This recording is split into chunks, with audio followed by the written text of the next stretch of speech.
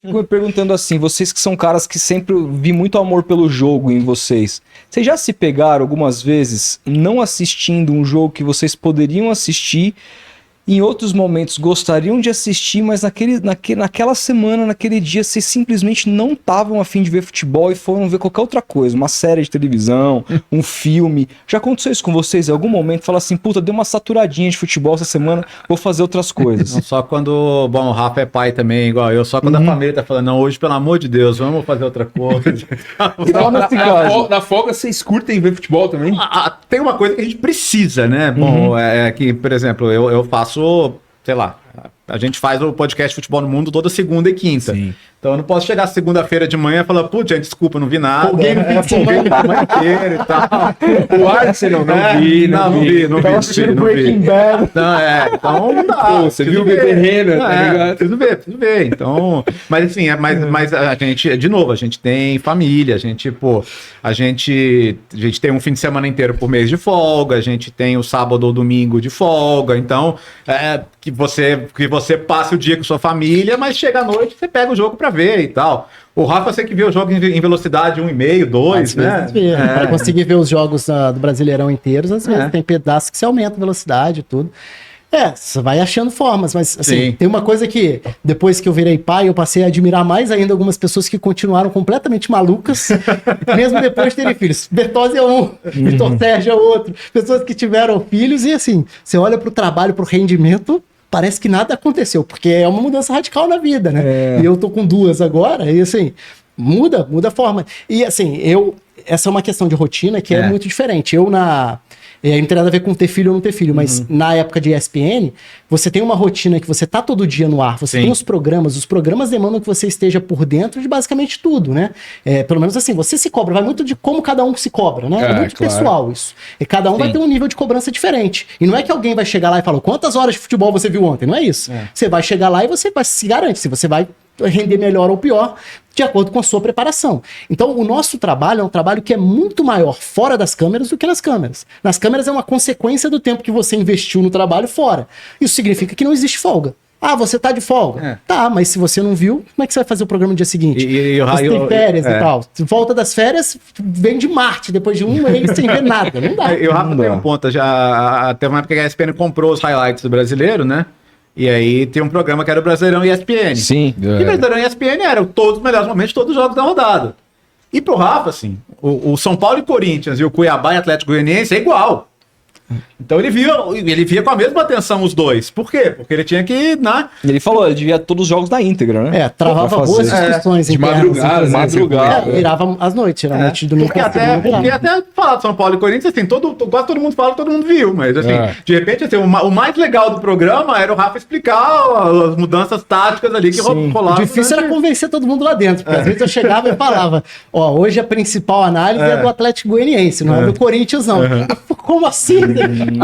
O programa vai falar de tática, a gente conseguia, tava lá. Mas o que mais me chama a atenção com relação a isso é a dedicação ao trabalho.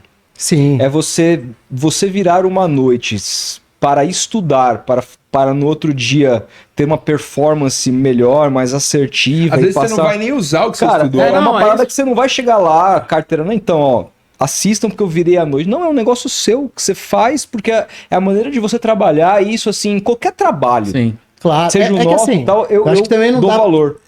Eu dou valor também, mas eu acho que tem um limite. Então também e aí tem um limite que é difícil estabelecer muitas vezes, principalmente quando a gente coloca uma exigência muito alta. E eu fui perceber um pouco esse preço depois, assim, de como não era saudável e tudo. E aí entra uma diferença, assim. Eu pós-ESPN passei a priorizar transmissões. Porque é o que eu mais gosto, porque eu gosto de analisar o jogo enquanto ele está acontecendo, gosto dos programas também, gosto, mas muito menos. Até porque muitas vezes são debates que ficam repetitivos, às vezes tem polêmicas que são mais vazias e tudo, e não precisar fazer programas o tempo inteiro te dá uma tranquilidade maior. E aí sim, às vezes eu posso chegar e falar, esse jogo não tá muito interessante, não vai mudar muito a minha vida assistir esse ou não. Beleza, não vou ter nada porque eu vou precisar falar desse time, desse momento amanhã, não tem problema se eu não assistir esse jogo. Agora, se eu precisar fazer um jogo desse time na semana que vem, eu vou assistir isso. O jogo que eu assisti mais ou menos, eu vou precisar ver com atenção depois. Então eu vou ter um retrabalho. E você percebia gente que chegava... Você falava assim, putz, esse cara tá chinelando. Não viu, cara. Tem, mas assim... é normal que tenha também, se a gente for parar pra pensar.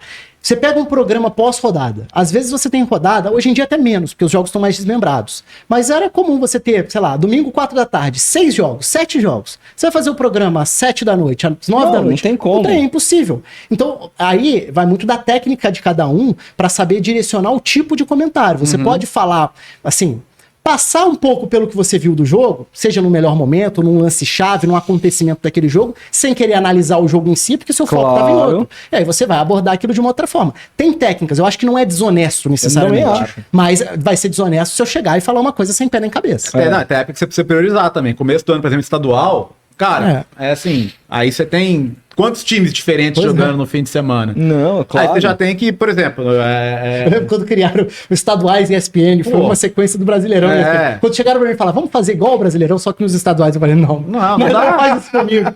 Aí é isso, assim, aí, por exemplo... Goiás, Anapolina. O linha de passe de domingo. Às vezes, linha de passe de domingo, você tem 2 jogos às 4, 2 jogos às 6h30. E aí?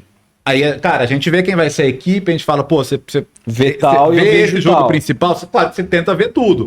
Mas que aquela história, você vê 2, você não vê nenhum, né? Então, você vê 2, você não vê nenhum. Concordo totalmente. Então assim, vamos combinar e a gente vai se ajudando. E é honesto. Por exemplo, a gente entrou no ar domingo, a gente entrou no ar às 8, mas Vasco e Vitória começou às 6h30. Gente, é o seguinte, o Vasco venceu, o programa começou às 8, tá? Então, deixando claro aqui que os nossos comentaristas, o William falou, os nossos comentaristas viram parte do jogo. É melhor. É melhor, honesto, entendeu? Né? É melhor honesto. Não precisa, até porque se o cara começou a ver às 8, os caras estão falando, mas não viram o jogo. Claro. Entendeu?